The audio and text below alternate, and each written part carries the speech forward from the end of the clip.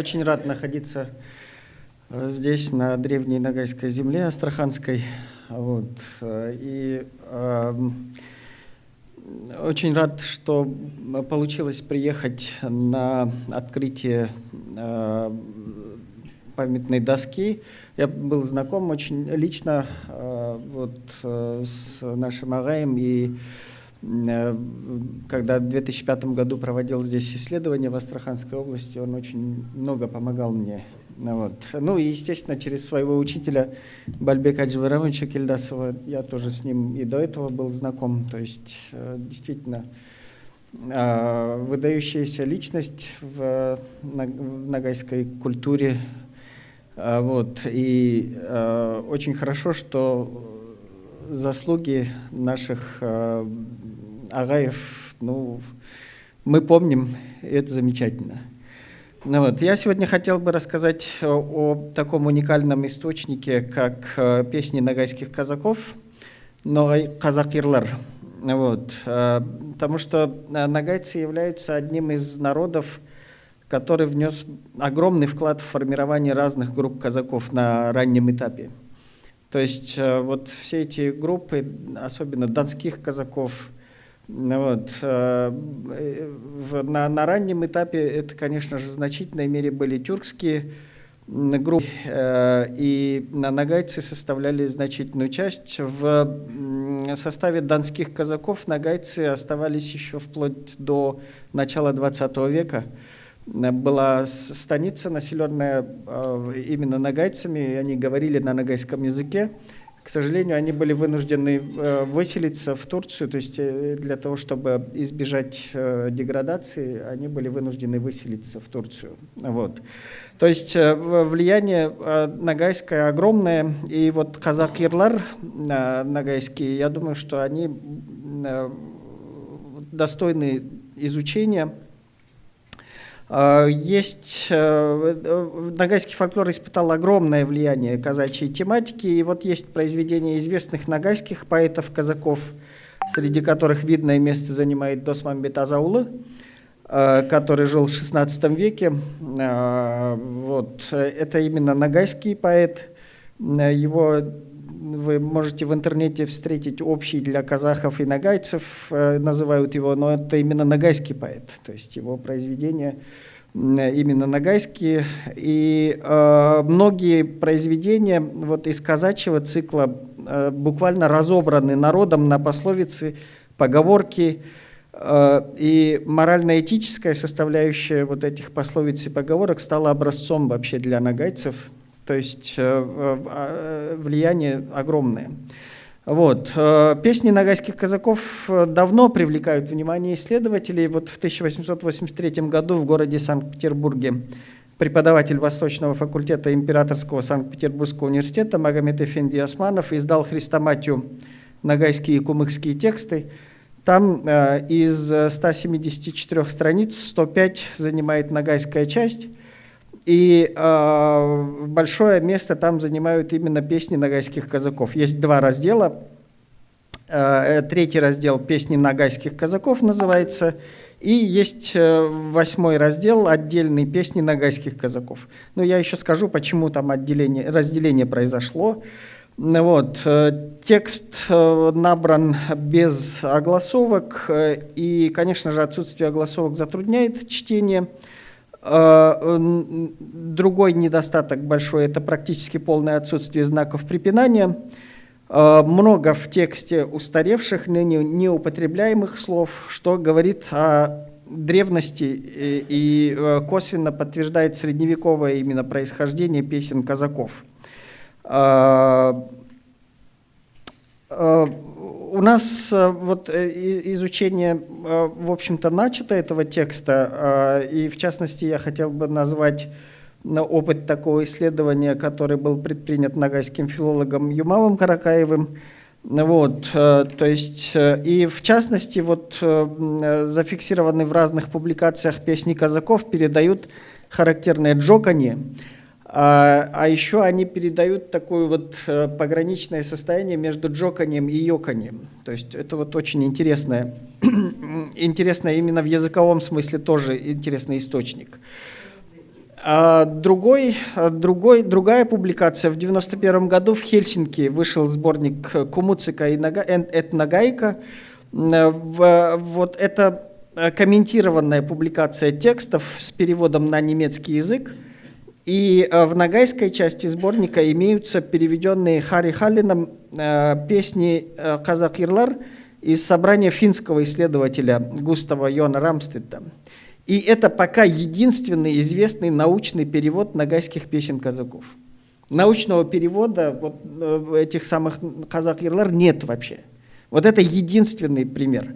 И с грустью приходится констатировать, что научного перевода на русский язык до сих пор не сделано. То есть вот мы гордимся тем, что в России тюркология там развита и так далее. Ни одного научного перевода «Казак-Ирлар» нет.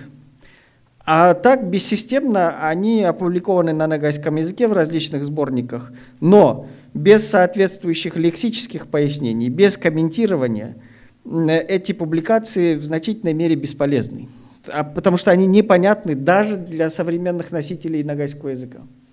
Их надо комментировать, их надо давать лексические пояснения обширные и так далее, и так далее. Вот. То есть уникальные ногайские песни казаков, они являются богатейшим еще историческим источником, которые могут внести вклад в исследование ранней истории казачества, собственно говоря. И вот в сборнике Османова там большинство текстов вот в 3-м разделе имеют своего автора, что очень интересно. И они сами себя называют в начальных строках песни. Это, например, Доспамбет, как признанный такой казак, да, настоящий ногайский казак, Мусауке и другие. То есть, и вот Фалев, например, известный тюрколог, писал, что так называемые казацкие песни, казак-джырлары, вполне подходят по своей форме к песням об Эдиге и других богатырях. Но их нельзя отнести к эпосу, поскольку вообще о казаках пишется и нет личного героя. Но посмотрим дальше, вот в этом же сборнике есть 8-й раздел, где уже появляется личный герой, который поет в основном о себе, о своих переживаниях. То есть эти песни становятся еще ближе к произведениям героического эпоса. И в этом свете вполне допустимо, что, например, песни ногайских казаков являются собой живой пример формирующегося эпического произведения. Просто не сформировался в итоге вот такой вот героический эпос, еще один. Но вот как пример такого формирующегося эпоса очень интересно было бы рассмотреть. Ну вот, мне кажется, что филологи, специалисты могли бы внести ясность и в этот вопрос. То есть крайне важно было бы подготовить вообще научное издание перевода песен ногайских казаков на русский язык с вводной статьей, с комментариями. Ну вот, это очень важный, мне кажется, материал и в филологическом смысле, и в историческом смысле. Вот если в историческом смысле, то в песни ногайских казаков дают массу материала про жизнь вот этого вот тюркского казачества, ну вот, про то, как происходит выбор вообще этой казачьей доли, про то, как человек оказывается изгнанником, да, из своего общества, вот, про то, как он ищет, этот самый казак, справедливость, про вот эту вот жизнь в войнах, в набегах. Но, что интересно, при всем при том, что казак вынужден там где-то и воровать там и так далее, но в казачьих песнях именно воровство осуждается однозначно. Вот, и есть такой очень интересный элемент рыцарства в казак-ирлар. Вот, то есть образ казака, как он вот фиксируется в этих песнях ногайских казаков, он очень рыцарский. То есть у него есть даже дама сердца, вот, которая его ждет вдали. И очень интересные, очень романтичные песни про то, например, как казак ожидает от своей дамы сердца, что все ее 32 застежки будут расстегнуты только им и никем иным, и так далее. То есть очень такой есть элемент, сближающий с рыцарским образом, образ казака. Вот. Высшая ценность, черта, которую ценит казак, это верность. И вот очень интересно, я читал какие-то исследования про фольклор у казахов, и там есть вот даже специальные статьи про то, как плохой хорошему противопоставляется. Так вот, это все тоже из песен нагайских казаков взято. Потому что когда вот эти казак-жырлар анализируешь, там вообще бросается в глаза, что казачья мораль предполагает вот эту самую четкую дихотомию хорошее и плохое. Джахсы джаман.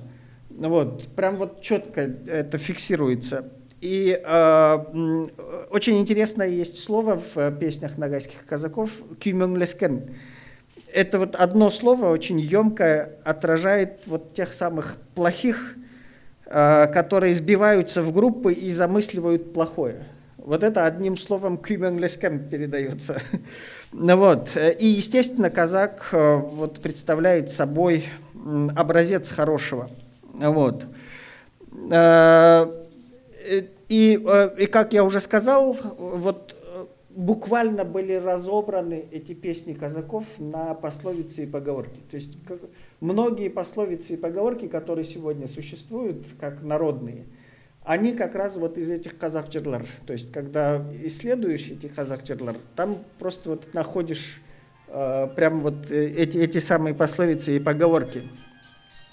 И интересно, как вот эта вот девиантная фактически группа казаков оказалась, которая нарушала, да, все принципы существовавшего тогда общества, уходила из общества и так далее, она стала источником основ морали, принятых позже обществом же как идеал. То есть очень интересно, очень любопытно, как это все произошло. Вот. И действительно львиная доля фольклора, отражающая вот эти основы, имеет корни в творчестве нагайских казаков. Вот. То есть это уникальный источник, и я думаю, что было бы очень полезно вот к нему серьезно с научной точки зрения обратиться. Спасибо большое.